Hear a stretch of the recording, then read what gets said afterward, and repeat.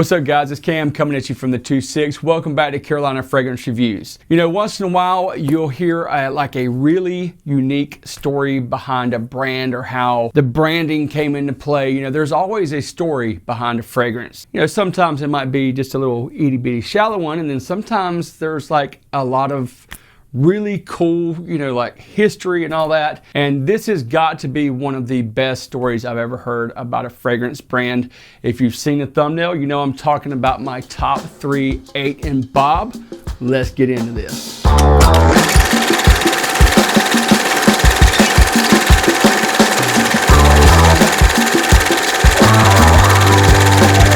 So the early beginnings of the brand 8 and Bob were not called 8 and Bob. They were actually just small batches of perfume that started back in the early 20th century. It was from a Parisian aristocrat's son. His name was Albert Fouquet. Now Albert would make these small little batches of cologne or perfume or fragrance with his butler, Philippe. So the real name for 8 and Bob actually started to develop in the summer of 1937. When Albert was taking a summer getaway at the French Riviera. Lo and behold, a handsome young man driving in a convertible rolled up where he was at, and it happened to be John F. Kennedy. Yes, our former president that was assassinated, that's the one. So Albert and JFK hit it off immediately, and they exchanged information. JFK got some of the fragrance, and then Albert winds up getting a letter from JFK where he was thanking him, and he asked him if he, you know, was able, he would like him to whip him up like 8 more little batches of it, and one for Bob, his younger brother Robert. So that's how 8 and Bob came to be, which actually brings us to the original, the OG 8 and Bob. It took a while for them to bring back that original formulation, but when they did, they had it where it was inside of a book, and now they actually have a special edition. So they finally were able to put all those original ingredients together and get that batch just right. And they released it in a 100 ml bottle and put it in a special edition box, which was for the Robert F. Kennedy Foundation.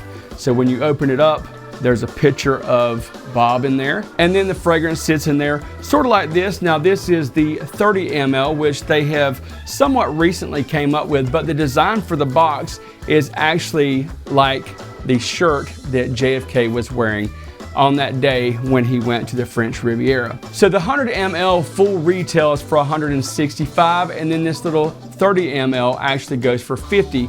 Now they do run specials sometimes on the 8 and Bob website where you can get like 15% off, 20% off, even 30% off. You just kind of got to keep your eye on that, you know, just to look for discounts, or you can actually sample it at today's sponsor. Go to www.myfragrancesamples.com, enter our discount code CFR15 to get 15% off, and they also have an 8 and Bob exploration kit. Now that you kind of have an idea about the presentation, which even for a 30 ml is actually pretty nice. Of course, you got your batch code and information here. You've got the stripes like Robert Kennedy was wearing that day when he met Mr. Fouquet. And it's just, you know, kind of a simplistic 8 and Bob, but I find it to be really classy, which actually matches the fragrance, because I find this to be a very classy scent. It's not dated. It doesn't smell dated to me. I would say it's 100% unisex.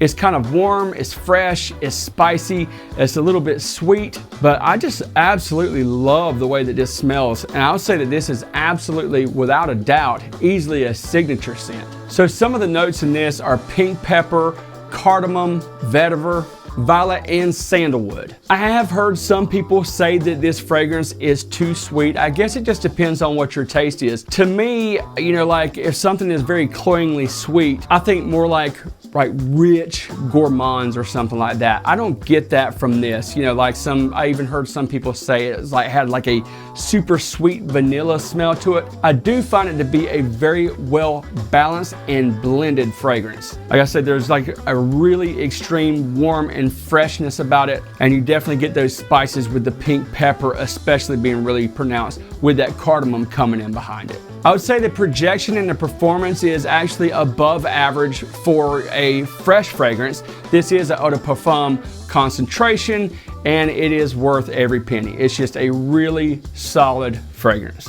So a common theme for the rest of the fragrances, and actually if you think about it, with Albert meeting JFK, now of course that was when JFK was much younger, but this is all about these life experiences, being on trips, which he was actually on the French Riviera. So the next fragrance takes us to the Swiss Alps on a bougie ski resort trip where Albert hooked up with this girl that just really took his breath away. I said that she was really something else. And you guys have heard me talk about this fragrance before. It is Nuit Megève. Now this fragrance is actually one that Ashton turned me on to, and I have put a rather large dent in this fragrance. You know, they say that this fragrance is inspired by the winter time. It was around the holidays.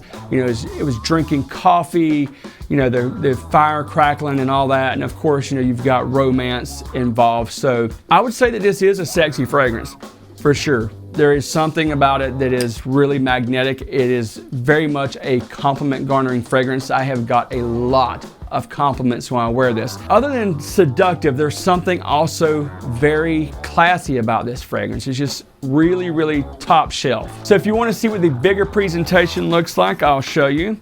Now, of course, like the one while I was talking about, the original actually has like the book. It'll be like a book right here, and it actually has a top right here where you would have Bob right here, Bob Kennedy. But for this one, you know, it just rests in there really snug, really nice. And then they kept that theme of JFK's shirt, but they did use different color schemes for each fragrance. This one is kind of like, I don't know, kind of like a greenish, camelish, you know, it's like a kind of, I guess it would be like camel and green kind of combined. It's kind of, I don't know, like a, I don't know what kind of green that is. You understand the gist of it. Rock solid, nice presentation, got your batch code information right here. And then on the inside, you actually get the whole story that inspired this fragrance. Now, I would say that probably the star note of this fragrance is going to be the vetiver. The vetiver is absolutely to die for.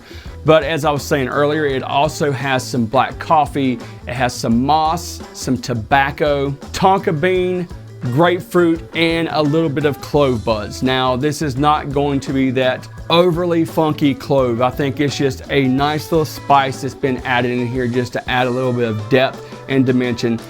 If you know, I know some people have allergies to cloves, so I don't really get it in there, but you know, it just could be my nose. So I would say at least, you know, sample it, make sure that you're okay with it, but it's not a very prominent note whatsoever. The projection and the performance on this one is also above average. The only thing about it is I tend to go a little nose blind to it, and I'll reapply it, and then it winds up being like too much. So there's just a little words of wisdom from experience. Just don't overspray it because you can go a little nose blind to this one. So the next fragrance was inspired by a trip to Egypt and the ancient Egyptian culture. It is called Egypt. Wow. I was really blown away by this. It seems like I may have smelled this one time before and it just didn't register. I could be wrong, but me and Ashton were actually exchanging some fragrances, you know, like I was giving him some samples, he was giving me some samples, and I wound up getting this, and I tell you what, whew, this is really good. I mean, like all three of these fragrances I'm talking about are extremely solid. So a lot of Oriental fragrances, you know, some of them tend to be a little bit more like Arabian or something like that. This seems to be kind of somewhere in the middle where it's not getting super, you know, animalic like some of the real strong like oud fragrances that has like a bunch of myrrh and frankincense, you know, like those type of Middle Eastern type of fragrances. This is definitely just, it's just going down its own path completely. You just got some really nice woods and spice in here. You've got some cardamom and nutmeg, which is like something that you smell straight away when you spray it. The nutmeg is fire, and the cardamom is as well. You also have a little hint of leather and a real nice, almost sweet patchouli in here. It is just just ever so slightly earthy, sweet patchouli. You know, some patchoulis go real earthy, some of them go a little sweeter. This is like right down the middle again. I'm sure that they are really sourcing some of the best ingredients, and you can tell. This is an amazing fragrance. This one is actually really masculine, where let's say like the OG is 100% unisex, that does smell gentlemanly to me. Now they consider all these unisex, and I could see how maybe a woman might enjoy Egypt, but this one does smell a little bit more masculine to me. Where I guess like the Nudie Majev, yeah, that one would probably, you know, as far as like my taste, that would probably be the most unisex one, but still leans masculine to my nose anyway. And real quick, if you want to see what the box for this one looks like, it's pretty much the same thing. All the 8 Bob boxes do have the representation of JFK's shirt that he was wearing that day, and they just kind of go with the color scheme with, you know, like the story behind each one. You know, like you've got your black with the black coffee and Nudie Majev, and then, you know, so on and so forth. You got kind of like the sands of Egypt is the best way to describe that, I suppose. So let me know down in the comments, have you tried anything from 8 Bob? If so, what is your favorite 8 Bob fragrance? Until next time, I'll see you on Carolina Fragrance Reviews.